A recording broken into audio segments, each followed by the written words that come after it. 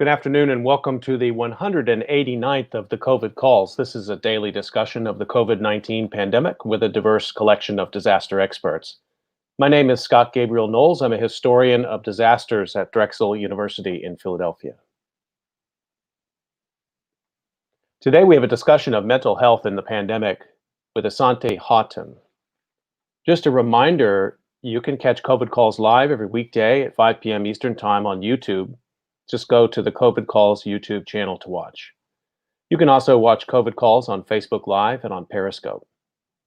You can hear COVID Calls anytime recorded as podcasts on Spotify, iTunes, Podbean, or anywhere you get podcasts. You can also keep up with COVID Calls via Twitter using the handle @USOfDisaster or @COVIDCalls.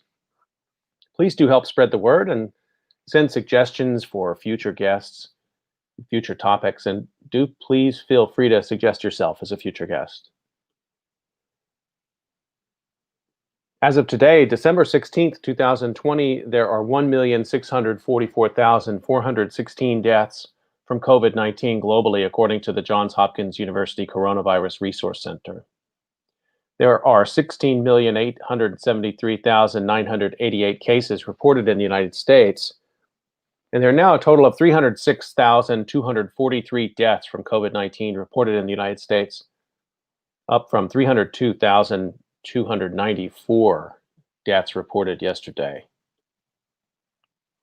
As a way to bring some humanity to the numbers, I've been reading a life story or a story of advocacy for those impacted by the pandemic in some way. I'd like to continue that now. My grandmother, Jeffy Lynn Stevens Knowles, would have turned 98 today. And she was a person who I was very close to. I was close to all of my grandparents and learned a lot from them. And she was an incredibly funny person and showered her family with love and with wisdom and with care, and battled significant health issues on her own. But lived a long life, and she's been on my mind. I've shared this on COVID calls several times, and I thought of this again today, that even though my grandparents, not all of them, but most of them have been dead for several years, I still worry about them, and I have thought about, they come to mind frequently in these times. And so with that in mind, I wanted to read an obituary today about grandparents, so let me do that now. The headline is, "Who Dies? COVID Took My Grandfather, but it wasn't what killed him." This was written by Sarah Jones, a remarkable article. I'm going to read part of it now. This was published November 10th in New York Magazine. "We cremated my grandfather the week I was supposed to get married. My grandfather died from complications of COVID-19. The last time I saw him, I wore gloves and a plastic gown and put a face shield on over a mask. I stood next to his hospital bed with my family. The doctor warned us not to touch him, but I did gently, one gloved hand over his. That he should die without touch felt intolerable, a punishment for a man who didn't deserve one. We reminded him that we loved him. My mother told him that the neighborhood bear had returned, that the farmer's market had good carrots. Despite our alien look, he recognized us. The virus was bad, he said, but he'd fight it. He tried. He lingered for several long days until the virus had its way. From the evening I got the call that he was sick until the moment my mother told us that he died, he fought. But he was 86 years old, which made him a high-risk COVID patient. His health had been declining gradually for months. The virus attacked his lungs and then his heart with lethal precision. In the end, he was no match for it. That is a fact, I admit it. I write it out syllable by syllable, a ritual to exorcise grief. But the exercise fails me now, as it has failed me for weeks, because grief isn't all that haunts me. My grandfather's death 6 months into the pandemic is more than a tragedy. His fate is as political as it is biological, and I am furious. In the corner of Southwest Virginia where my grandfather lived, mask wearing is far from universal. In the reductive stereotype perpetrated by outsider journalists, the area is Trump country. When I walked into Kroger after the funeral and saw all the middle-aged men without masks on, I almost approached them. I wanted to know, did one of you kill my grandfather? But the men were a distraction. They were taking a risk, yes, and putting others at risk, but they weren't the real problem. That problem is larger than a few men without masks, or the president who encouraged them. Trump served as a vessel for widespread ideas and as an apologist for older sins. My grandfather's name was Charles Tibbetts. Although he lived in Virginia, he would want you to know he was not from the South. He was from Maine and crossed the Mason-Dixon line only because my grandmother had died and he wanted to live near his only child, my mother. He spent most of his life in a series of odd jobs at a factory and a shoe store, and finally at an estate owned by the heirs of the Curtis Publishing Company, which once produced the Saturday Evening Post. My grandfather kept the grounds and my grandmother cleaned the house. They had followed prior generations of our family into domestic work. Later, sick, in and out of hospitals, and possessed of limited means, my grandfather belonged to a sacrificial category of persons in America. This category has always existed, but the pandemic has exposed it and expanded its borders. It has become so difficult to pretend that American free market capitalism is anything but brutal that conservatives have largely given up trying. Barely a month into the pandemic, Dan Patrick, the Republican lieutenant governor of Texas, suggested that elderly Americans should be, quote, willing to take a chance, unquote, on their own survival to keep the economy open for their children and grandchildren. Those of us who are 70 plus will take care of ourselves, he said. Sick, possessed of limited means, my grandfather belonged to a sacrificial category of person in America. We spent much of my grandfather's last year on Earth navigating an elder care system that was not designed to ensure his survival. Like millions of elderly Americans, my grandfather's care was covered by a combination of public and private insurance, a United Healthcare Medicare Advantage plan, and a Medicaid supplement offered by Virginia. But it didn't buy him decent care. His Medicare Advantage plan offered full coverage for only 20 days of rehab at a time. Once the clock ran out, a $176 daily copay kicked in.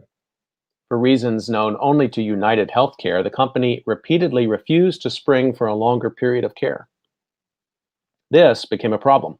My grandfather needed repeat visits to local emergency rooms for a persistent infection, and a pattern emerged. A hospital would admit him, conclude correctly that he needed rehabilitation, and transfer him to a skilled nursing facility for short-term care. That's when the clock would start. He had 20 days to get better, and if he didn't, he was on his own.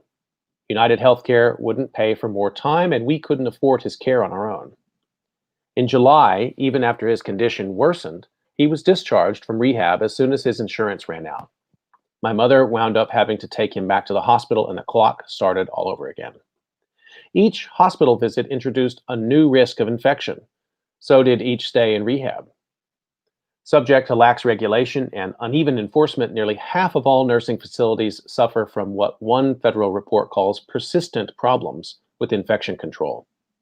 In August, my grandfather once again passed through the revolving door between hospital and rehab facility. He spent 2 weeks in quarantine as a precaution, then he acquired a roommate with a cough. After he finished a course of antibiotics for his latest infection, he spent a brief interval at home before he had to be rushed back to the hospital. This time he had COVID-19. Hours after I found out my grandfather had COVID, I watched Trump posture in front of the White House on the last night of the Republican convention and boast inaccurately that America was recovering from the pandemic. The camera pivoted to the audience and I saw Wilbur Ross, our 82-year-old Commerce Secretary, nod off, maskless and comfortable. Eventually, the hammer will fall, I told myself. Weeks later, it did when Trump got sick. Well, my grandfather was dead by then. And I wanted justice, even though I knew a virus wouldn't give it to me. Nobody deserves death by COVID. And in any case, the discrepancy between Trump's material circumstances and my grandfather's meant that Trump was much more likely to survive. Trump got better. My family hasn't. And neither have millions of others. Misery is a pandemic in its own right. My grandfather's life was important, and not just to me. He was a human being who deserved the same level of dignity and peace that more fortunate men can purchase. He didn't have to die the way he did, in a small, cold room separated from everyone he loved. All his hard work, all his responsibility meant a pittance in the end. There is no justice, but a fairer future.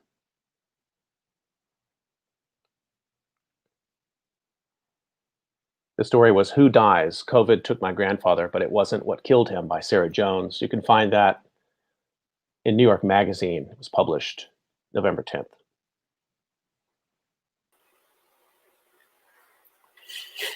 Okay, I want to turn to my conversation for today and introduce my guest, Asante Houghton, and I was really looking forward to this conversation. Let me introduce you to him. He's emerged as a leader in mental health.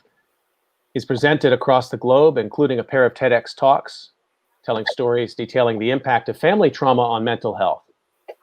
Through his work, Asante was also named as a CAMH 150 difference maker, being awarded the distinction of being one of the top 150 difference makers in Canadian mental health. Since 19, he's also been host of Cypher, a web show that takes caregiving stories and turns them into songs. Asante has been interviewing loved ones, supporting other loved ones to spotlight the healing power of connection. In addition, Asante has rediscovered his love of writing, becoming a contributing editor to Inspire magazine, a wellness resource for youth. And most recently, he has co-founded the Reach Out Response Network, an advocacy organization currently working with the city of Toronto to usher in transformative crisis response reform.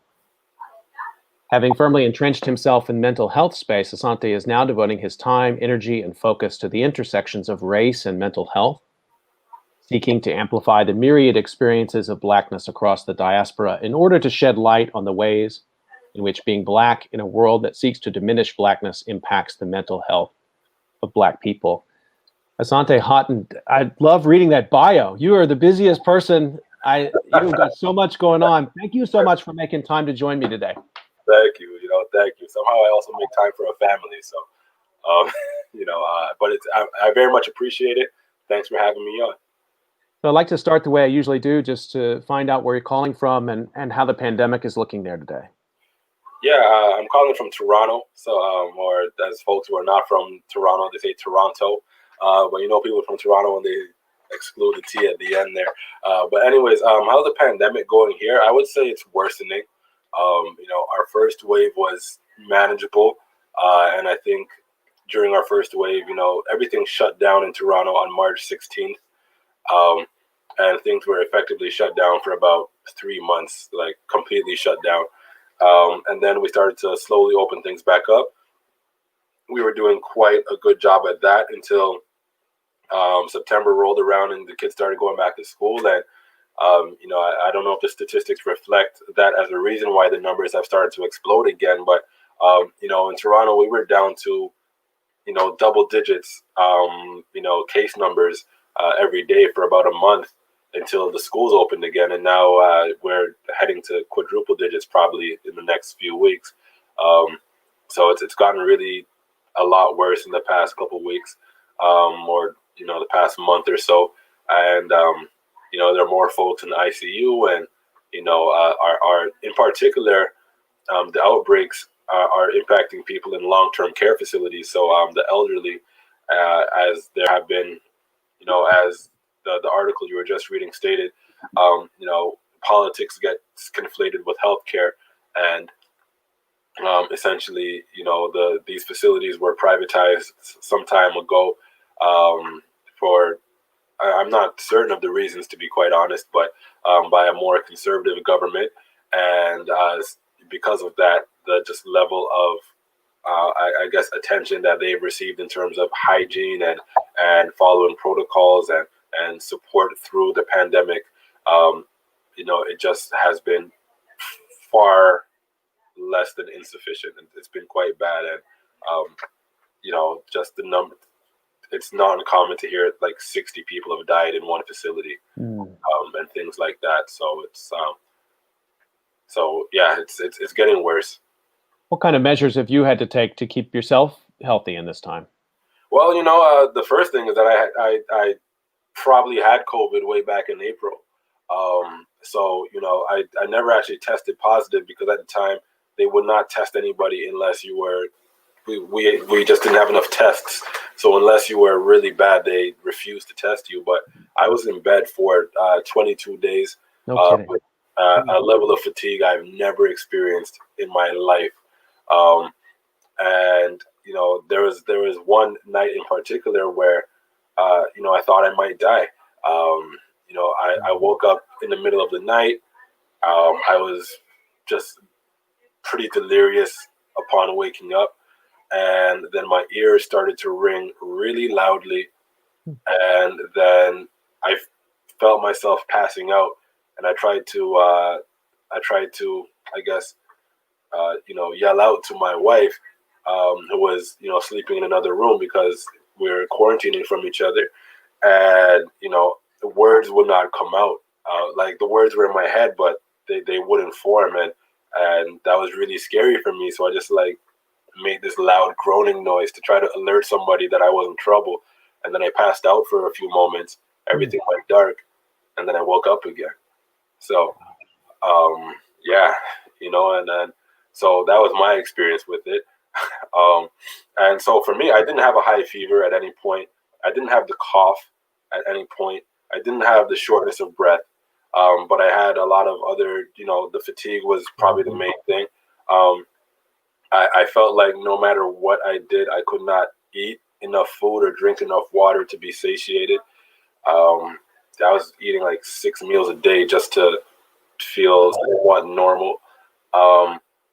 And which is, opposite of what they say happens. They say, people stop eating, but for me, I just had this compulsive urge to eat. Like I was always hungry. Maybe my body was just working really hard. But they talked about COVID feet and COVID toes and, the frostbite effect.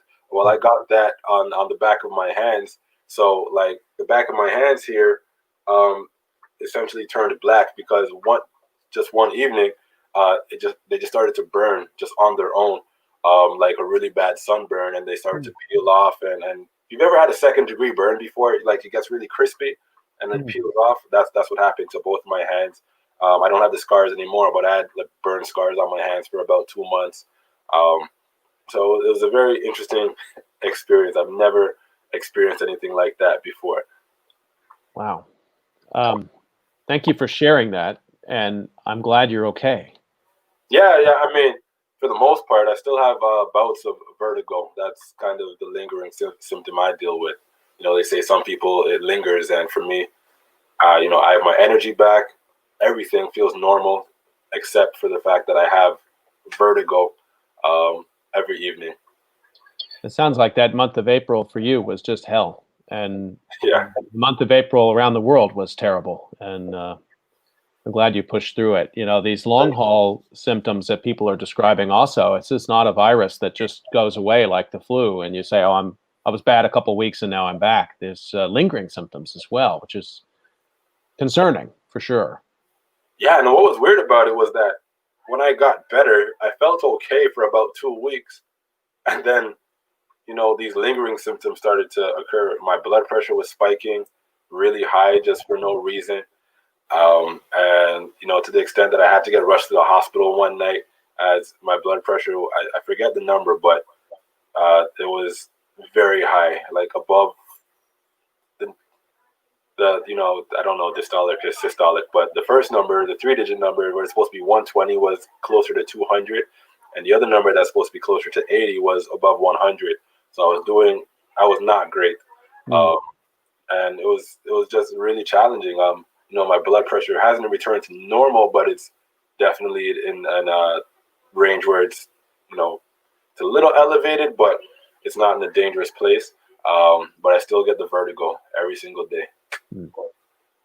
Well, again, I'm sorry you're dealing with that, but I'm glad that you're feeling better than you were in April. I want to, we have so many things to talk about, but I wanted to just get a bit of your background. Tell us a little bit about how you got into the work that you do, maybe starting with the mental health part, and then tell us how you found your way into music and the other things that you're involved in. Yeah. So, with the mental health piece, the background is that like my family has a lot of just intimate experience with it. I'll put out there that my mom, who's, constantly gives me permission to tell some of her story.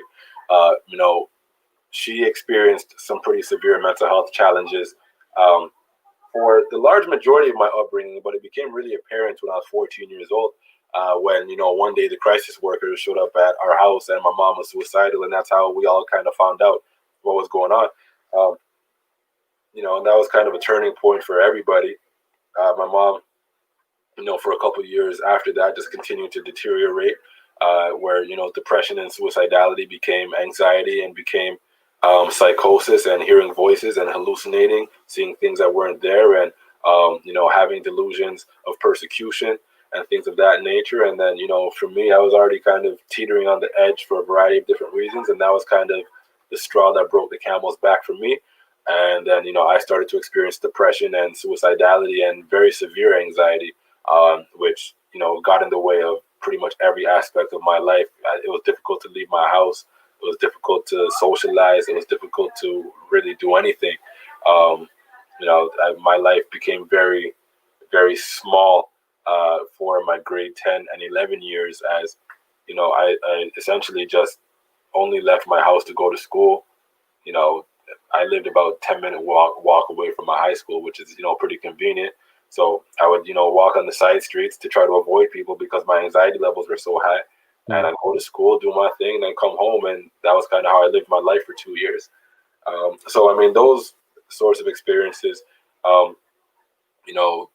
essentially when I was 14, before all this stuff happened, my career plan was to go into computers, to be a software developer. That was kind of where I wanted to be. I wanted to make video games in particular.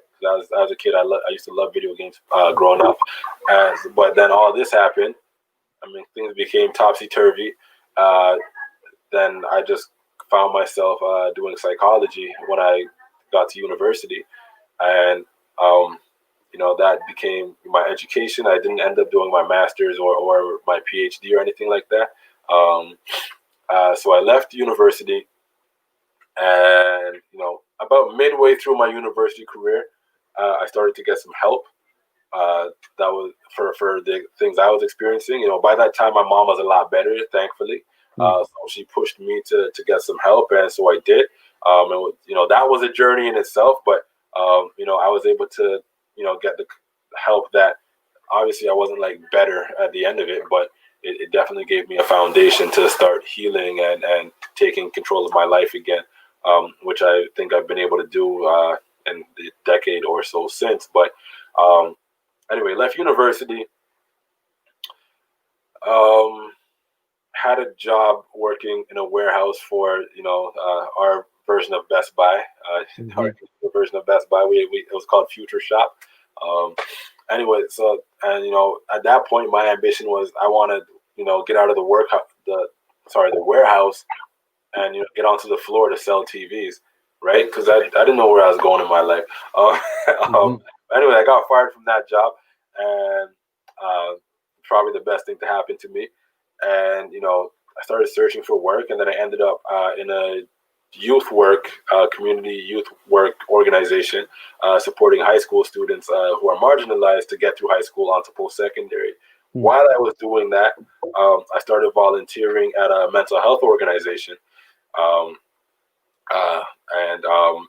At that mental health organization, there was a new partnership between them and one of our school boards to start having young people come in to talk to other young people about their mental health story. Now, in the office of that organization, there were like 2 young people, and I was one of them. And they essentially volunteered me to get on stage and tell my story. And at that point, I was super uncomfortable with even reflecting on that part of my life. I was kind of like, the hard stuff happened, and I never want to think about it again or talk about it again. And I just wanted to, sweep it under the rug, and it was over. I just didn't want to do it, because I was ashamed of it. I was ashamed that I had, these challenging mental health experiences because there was so much stigma. And it was like, I don't want people to look at me funny. I wanted people to look at me like a quote unquote normal person. So for me to be normal meant to hide all of that stuff from my past. But then, here I was, I got on stage and I told my story to these 200 kids in the room, these 200 teenagers. And, I thought I was going to get booed off stage, but the opposite happened. And, I was kind of discovered as a talent. People said I was a natural at the getting up on stage and doing the public speaking thing. And so I just started to get more and more opportunities from there. And, telling my story involved into being invited to events and conferences, and then I made it a focus for me to become better at like socializing and talking to people. Because back then I was very, very introverted, um, very quiet for the most part, very shy, very timid, and I realized I was getting put in all these situations where I had to just learn how to like small talk and get to know people, and eventually I started building some networks, and telling my story evolved into contributing to different committees, sitting on different tables, and eventually ended up in employment opportunities, and landed me where I'm at now, a mental health organization called Stella's Place in Toronto, and we serve young people aged 16 to 29 in a variety of different ways, and I'm a manager of a training program there. So. Well, that's a remarkable journey, and that I can only imagine this year, particularly those that experience that you have and the skill that you have has been very much in demand. Can you talk a little bit about the mental health needs of the population that you serve in this year? Well, I think the mental health needs of everybody has come to the forefront. I don't think it's just the population that I serve. It's everybody, and to some extent, I mean, some of those needs, maybe many of them, probably existed for quite some time. I think that the pandemic, what it really has done, if anything, is it has revealed to us many of the things that maybe we had not been paying enough attention to, in terms of things that just aren't working in society for some people, for many people. When we look at mental health, I think it has really highlighted, just how important it is to have community and to have connection. And we live in a society. Canada is not too much different than the U.S. in terms of values. It's not always portrayed that way, but in many ways we're different. In many ways we're very similar, and we're similar in the sense of individualism and capitalism, being intertwined in that. And I think when you're growing up, it's like you're in this dog eat dog world, and you're in the rat race, and everyone is trying to do for their own and do for self. And particularly in Toronto, like the culture amongst young people is, who is grinding harder, who's involved in more things, that sort of thing. And it's become very competitive, and there are a lot of superficial relationships and things of that nature. And then, the pandemic hit, and folks realized how important it was to form real connections with people, and not just, instead of friendships, colleagueships, so to speak. So I think that's really impacting a lot of folks.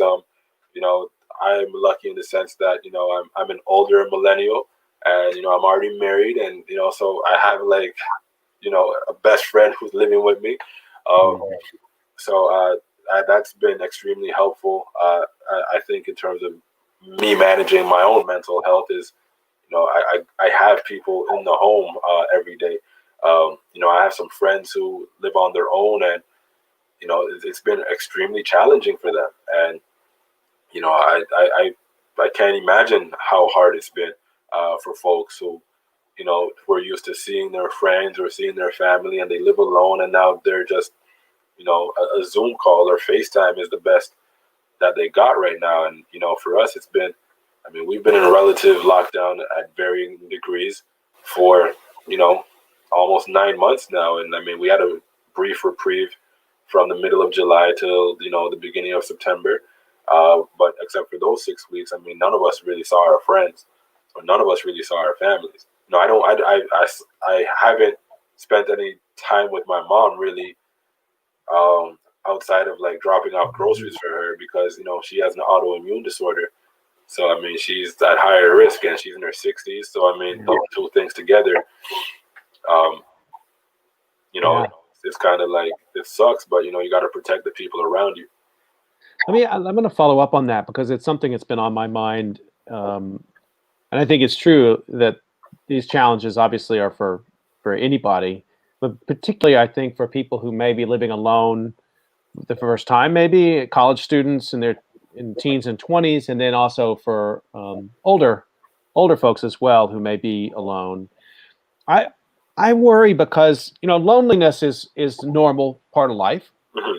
And loneliness in a pandemic has been something that we've all talked about a lot because most, as you said, we may have family groups, but we're not interacting with as many people as we ordinarily would. We don't have enough people to bounce our ideas and get that feedback we need on a daily basis. 100%. How do you parse the difference from loneliness to something that may be a little bit more concerning? Because I worry that people don't really know how to describe that or how to explain that. The whole world has been talking about being closed off and lonely, but to come out and say, I'm lonely, but there's something else going on. I don't feel good. I worry that people haven't been comfortable making those kinds of statements. Does that resonate with the kinds of stories you're hearing, people you're talking to? It's funny that you say that, because as a mental health advocate who's firmly entrenched in just so many different spaces talking about mental health, and now mental health is kind of like the sexy term where everyone's talking about it, and I think what happens there is sometimes the meaning of certain things gets diminished, or it becomes erroneous in a particular way, in the sense that people will say, "Oh, I'm depressed," and it's like, maybe you're not clinically depressed, maybe you're going through a rough time, and those are two different things, right?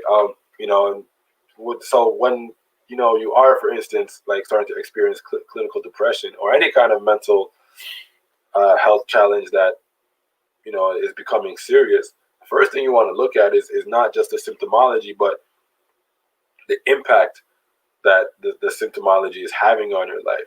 It's, have your habits completely changed? Are the things that you used to do to take care of yourself, have you stopped doing those things? The things that you used to do in order to provide satisfaction or fun, or any of those things, have you stopped doing those things? Has that changed? So it's easy when we're not paying attention for us to start going down those paths where all of a sudden, oh, I haven't showered in 3 days, or all of a sudden, my friends are calling me, but I'm not answering the phone anymore. And then you have to start to look at, okay, how are things, in the world impacting me, and am I coping well? So really doing that self-reflective piece, and really looking at, who am I when I'm in a good state of mind and everything is going great? Who am I when a bad thing happens, but I'm still able to manage my life? And who am I now, right? And that'll kind of, I think, tell you where you are on that spectrum, to know if this is something that maybe you need more professional support to get through. And the support services that you offer in your job, I'm assuming you're doing these all remotely? All remotely. We've gone completely virtual. Our organization has actually been very successful in doing so. A lot of organizations have struggled, but one of the foundation, I guess, tenets of our organization is to try to do things differently in such a way that we reduce the amount of restrictions that we have on what we're willing to try. So we very quickly said, okay, well, we can't meet in person anymore. Let's figure out how to offer everything through Zoom, and figure out how to, for instance, one of the bigger challenges was health information not being encrypted in through platforms like Zoom or any kind of video conferencing platform. Sure. So we actually called Zoom, and we were like, this is a problem for us. One of their guys met with us and said, what are your needs? And we expressed what our needs were. They went back, and a few weeks later, our health information was encrypted properly, so we could start doing appointments. So we really took some of those steps at Stella's Place to be able to make sure that we could continue offering service at a time where people were confused. There was a lot of alarm, and no one really knew what was going on, and people couldn't see their friends or their family. It was very shocking.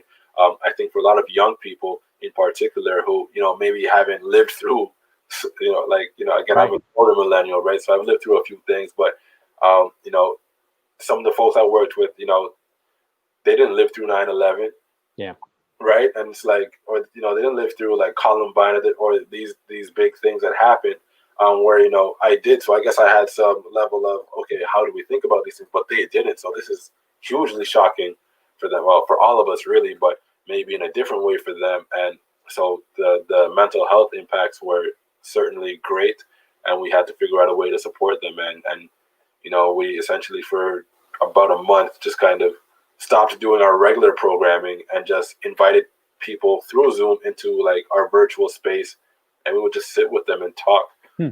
about how things are going. Yeah, it must be extra challenging because I know that, in facilities, I haven't been to yours, but ones I'm familiar with, the setting really matters.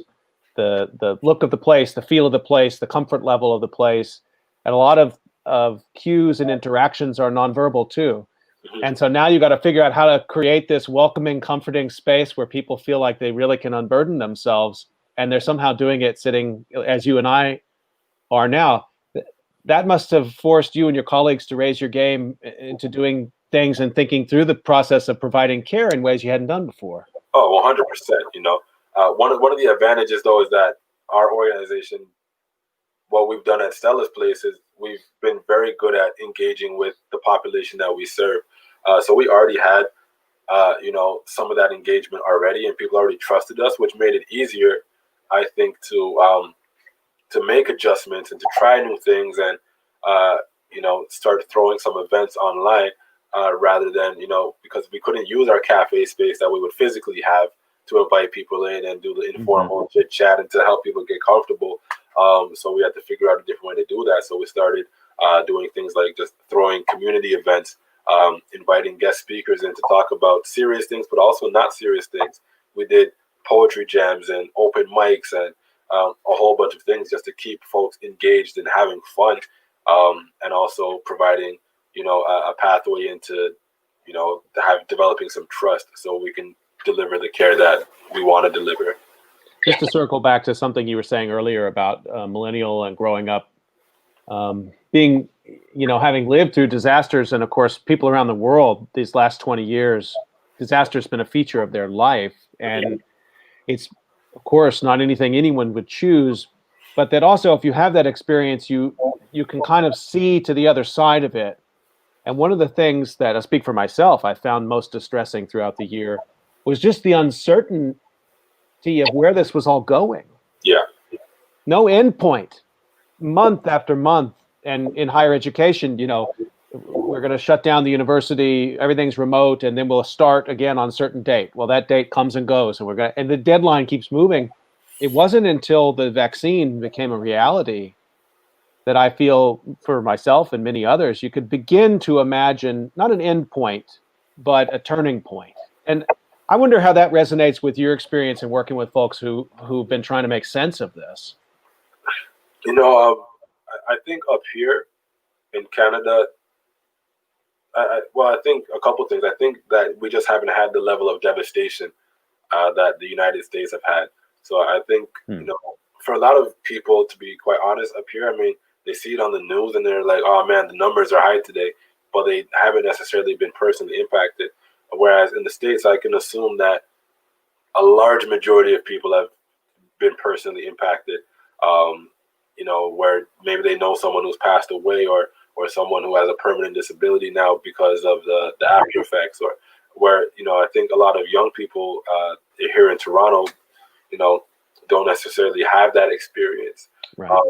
So with the announcement of the vaccine, I think it's kind of like it hasn't had as big of an impact because we weren't looking at the situation as dire as maybe it actually is, or as folks in the States might have perceived it.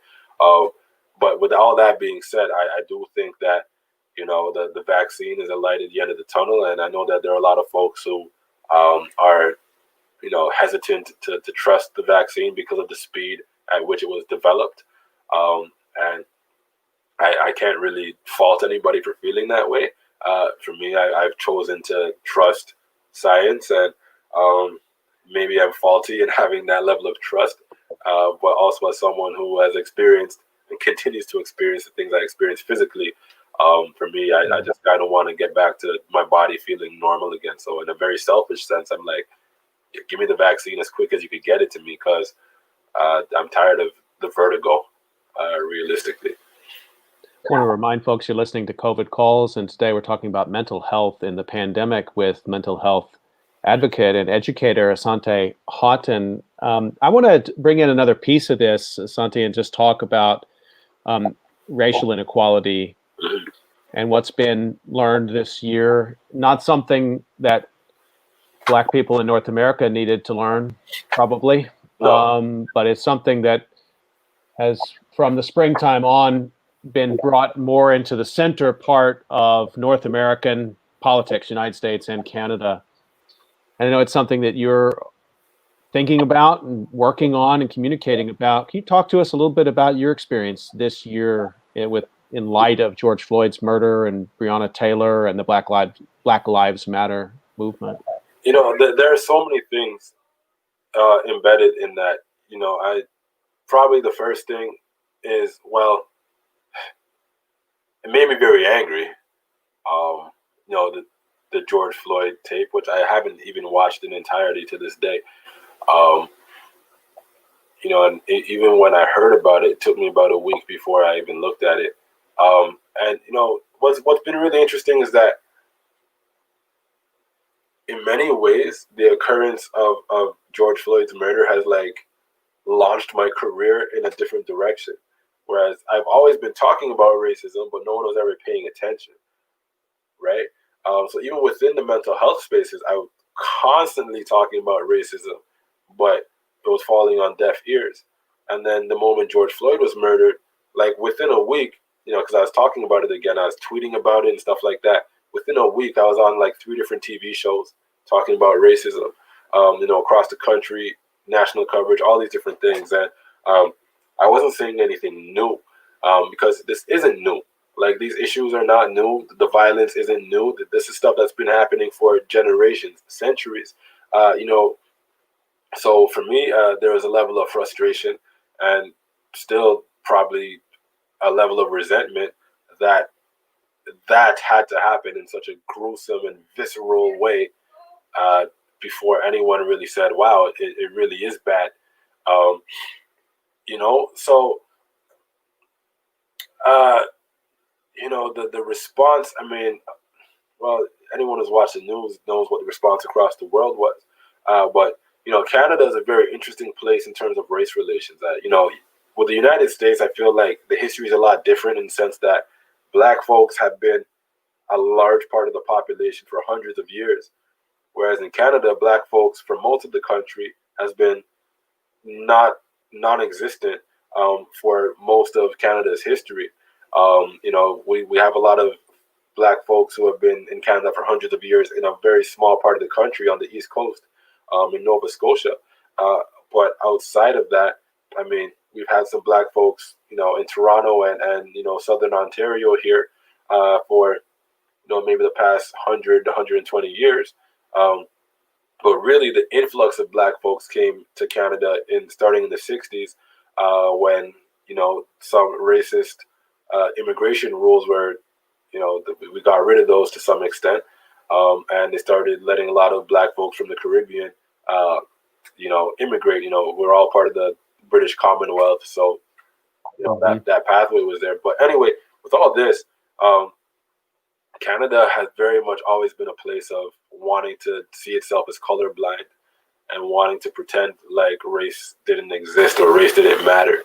So a lot of the conversations I've been having have been about just raising awareness about difference, and that it's okay to talk about difference, and that talking about difference or talking about race doesn't make you a racist. And even, if you do have racist views or beliefs or ideologies or things that for whatever reason have been downloaded into you, it doesn't need to be that way forever. There are things that, you can work on in the same way that, we work on any other personal thing that we feel like we need to work on. But of course, people don't want to be labeled as a racist because of, so it's a very loaded term in our society. So, but I do feel like we just need to be more honest about what's really happening.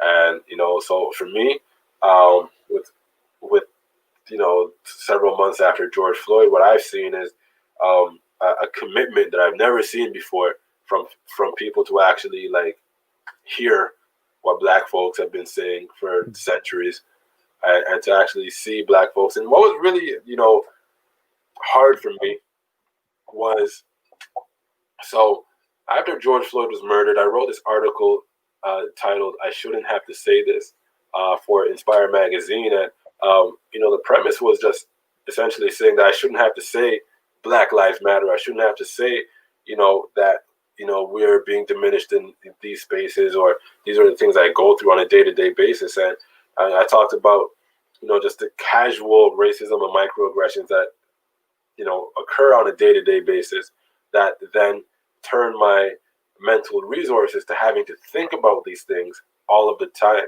where I'm literally thinking about racism every single time I leave the house. It's there is a sense of it is not 100% safe, no matter what is going on, just by virtue of the fact that I'm Black, and that might rub somebody the wrong way, and I might need to deal with the consequences of that. So something I think about every day, whether it's looking for housing or trying to find a new job, or just walking down the street, going to a store in the mall, the variety of pretty much every aspect of life you can think of. So I wrote the article, and then I had a bunch of friends of mine who were white reach out to me and say, "Wow, I didn't realize it was so bad." I'm like, dude, like how did you not? Where were you? Right? Like, wow. Like, how close have your eyes been? Because for me, it doesn't seem like you even have to go looking for this stuff. It just like, do you watch the news?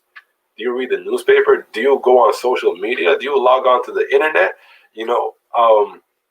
So to have folks reach out to me and say, I didn't realize it was so bad for Black folks, or I didn't realize this was the kind of stuff you have to think about all the time, or I didn't realize this was what racism looks like through your lens.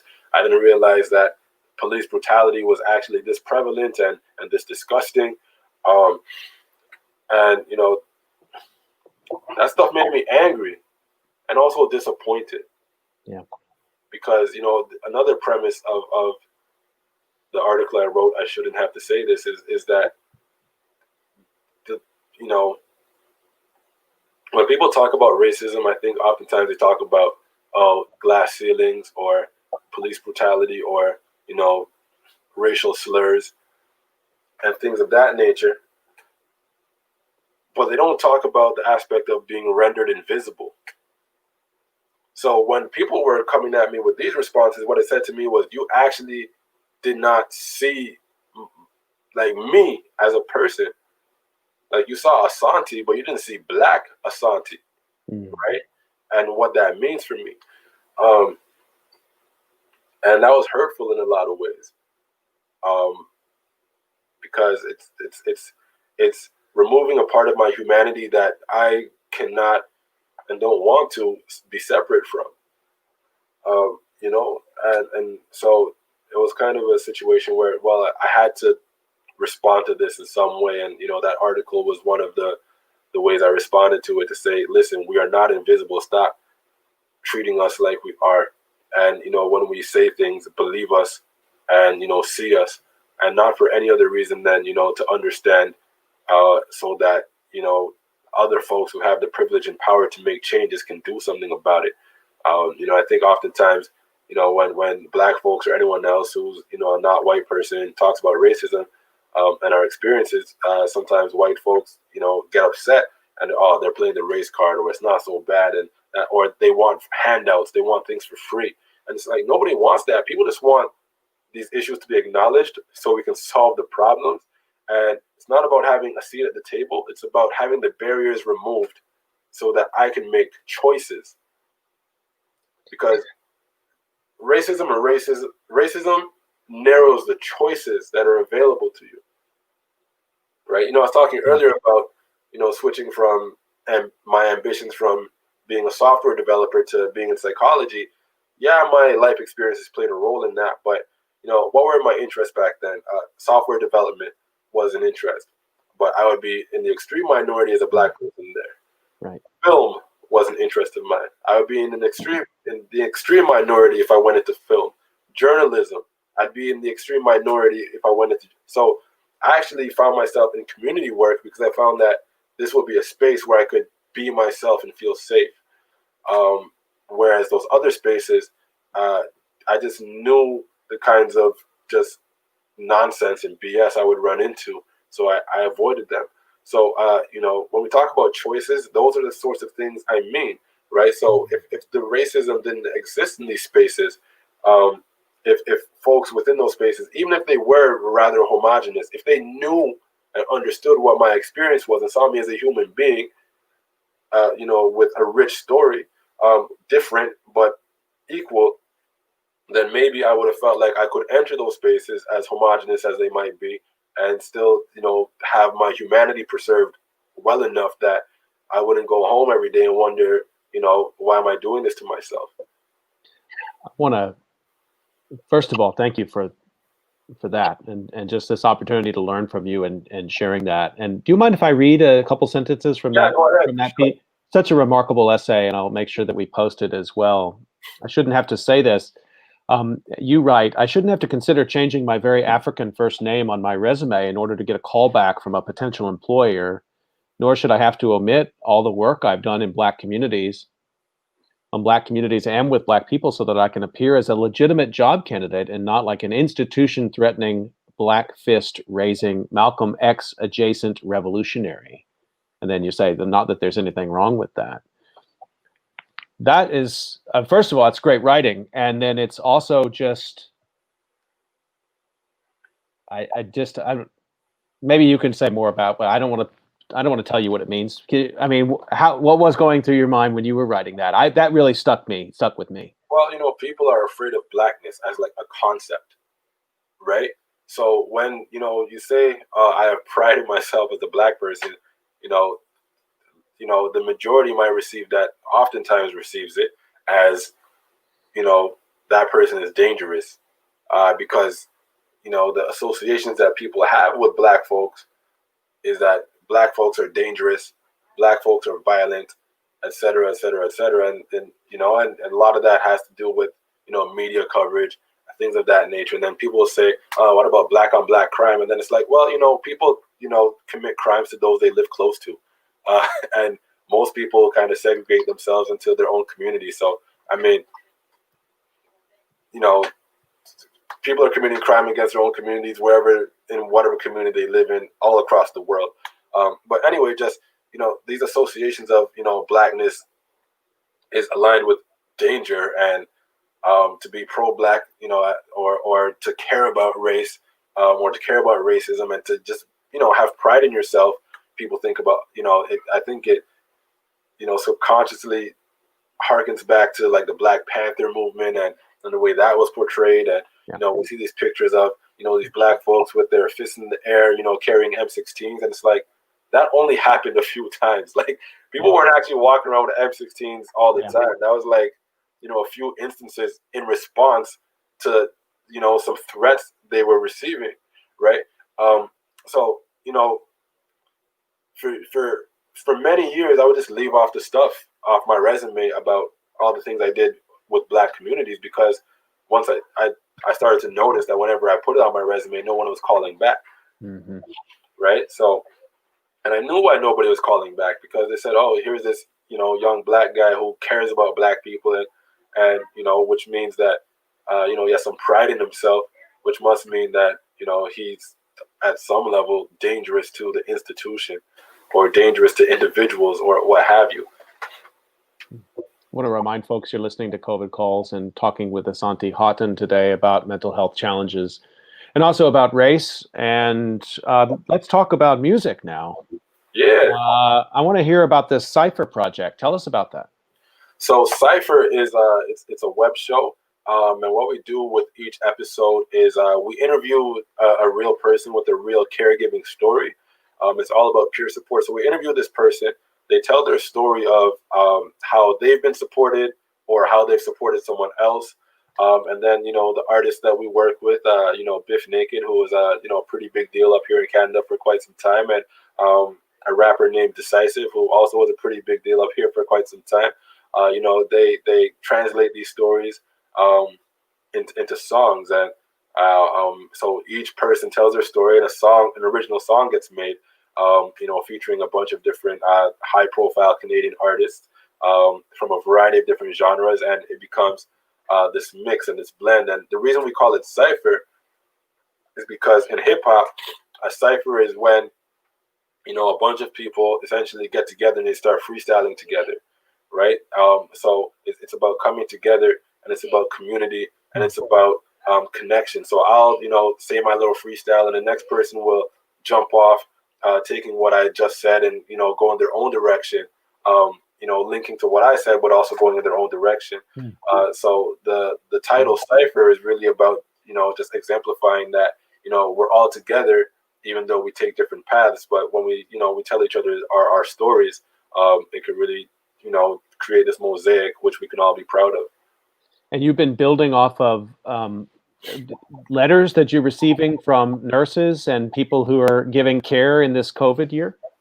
Yeah. So what we did this year was something called Letters from Caregivers. So actual people who are doing caregiving in some sense, whether it's security guards or whether healthcare workers or what have you, we received their letters and essentially, turn them into a song, I guess is the best way to put it. And a lot of great music has come out of it. At some point, we're going to curate all the music and probably put it, into a playlist or album format and release it.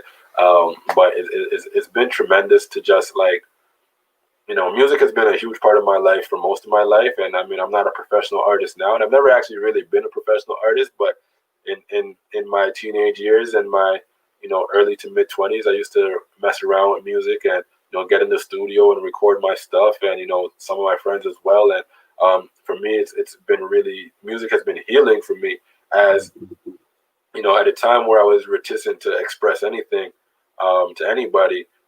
Music was the way that I could have an outlet, because I didn't feel like it was safe to talk about what I wanted to talk about directly.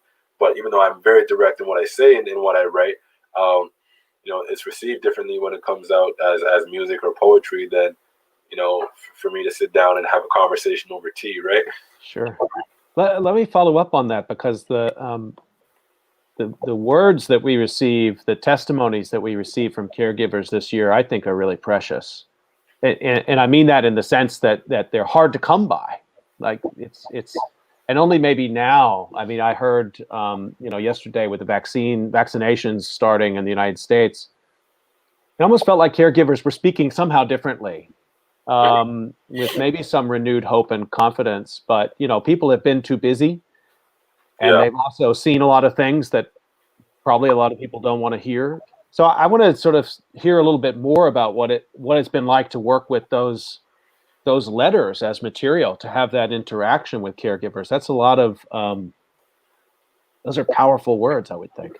Yeah, and stories are so important. It's really important. I know we were talking about stories of Blackness before a second ago, but I think all stories are really important. So when we're talking about stories, for caregivers or from caregivers in these letters, it really gives you an insight into what it's actually like for them and the things that they have to worry about. Where we often think about it's dangerous to work in a hospital right now, but what are the impacts of that? What is the anxiety that hospital workers are facing, and where is that anxiety coming from? Is it because they're going home to care for a parent or a grandparent who has like my mom, an autoimmune disease or some other indicator that would put them at higher risk? And these were a lot of that was being expressed in these letters, is that it wasn't just about them. So when caregivers, whether they are the nurse or the security guard or whoever, teachers, folks who are all serving people, fast food workers, etc.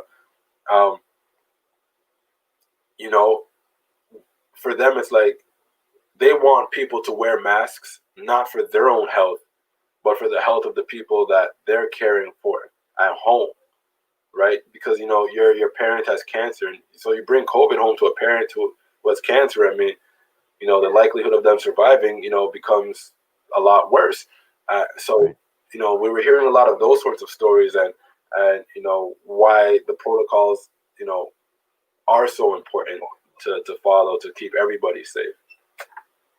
I want to just circle back to bring a couple things together from what you were talking about before, and that's the sort of mental health needs of everyone, but the population you work with, let's say specifically, and this structural racism, which is something that just that term is important to think about for a second. I mean, the structures that surround us are ones that we often don't interrogate.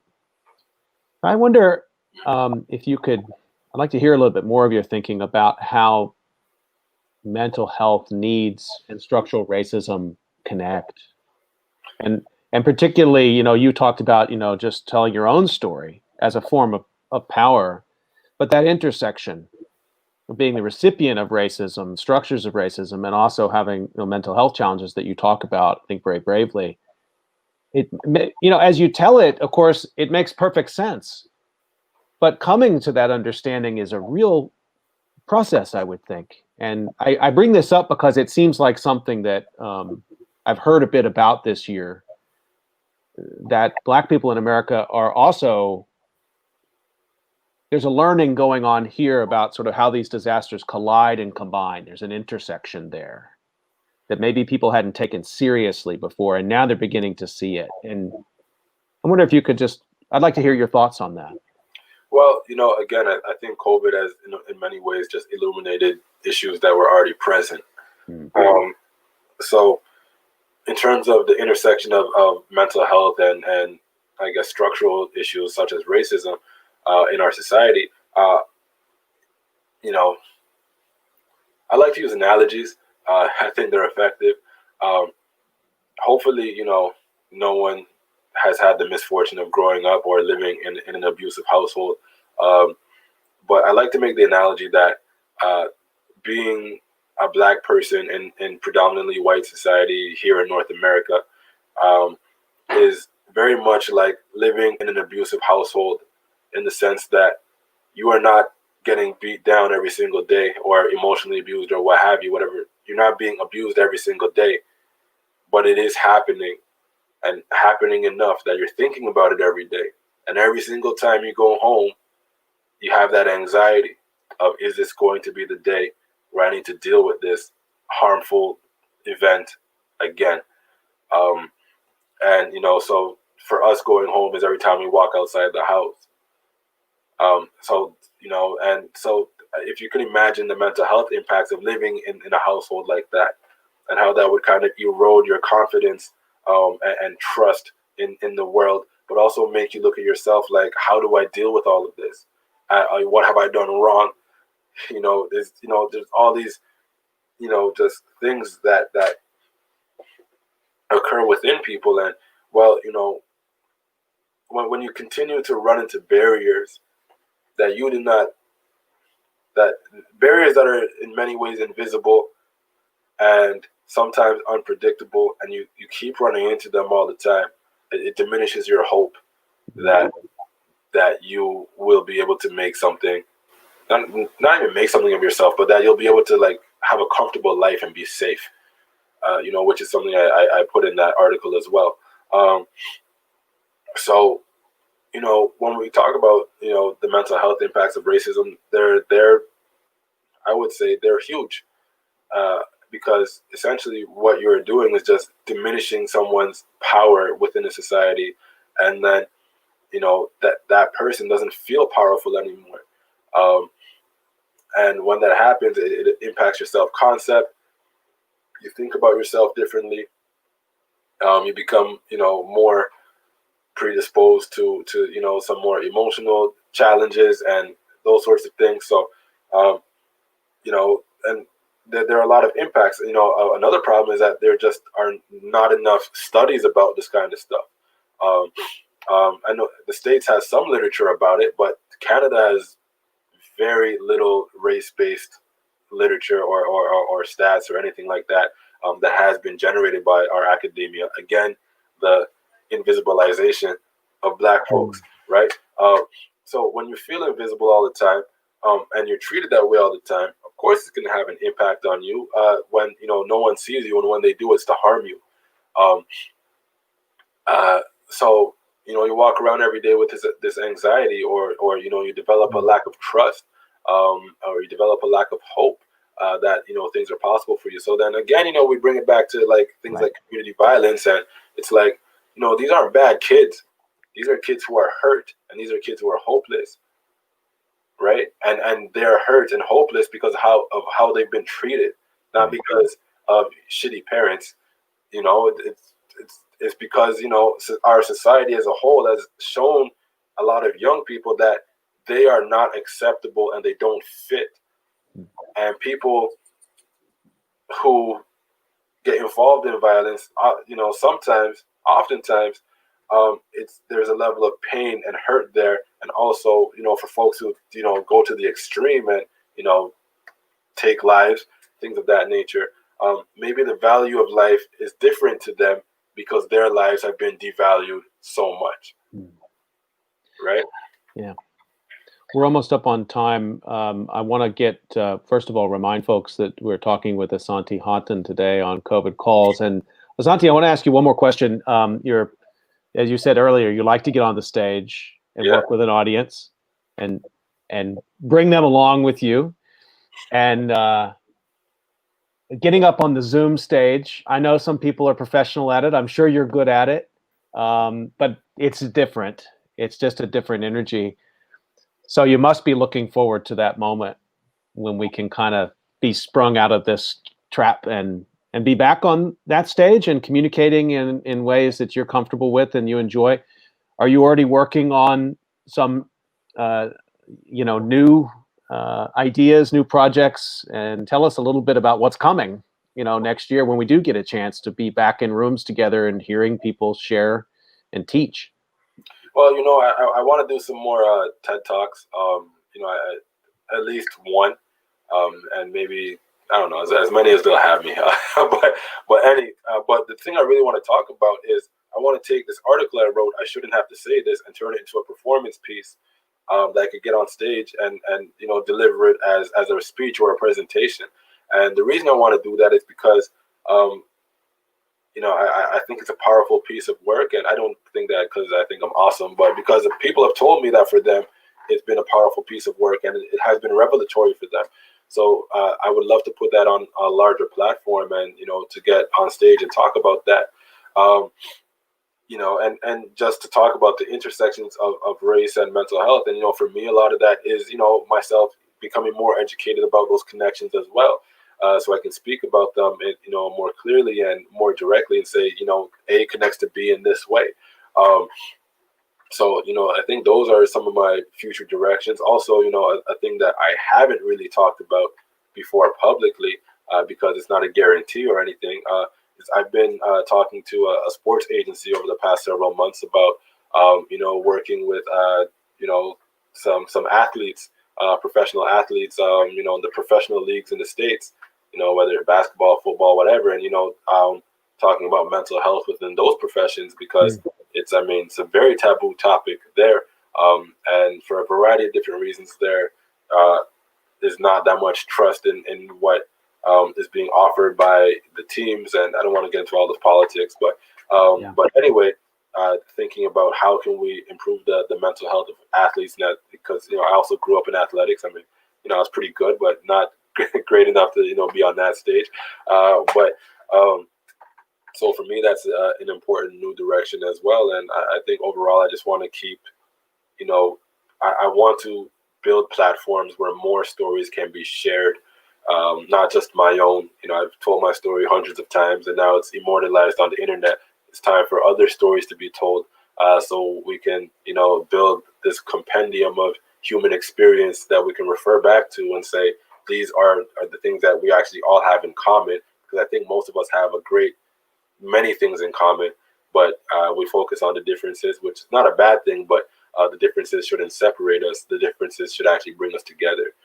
So that's kind of, conceptually where my mind is at. In terms of getting back on stage, I mean, can't wait, because it's really hard for me. Like, I feel like I'm a much worse performer without audience feedback.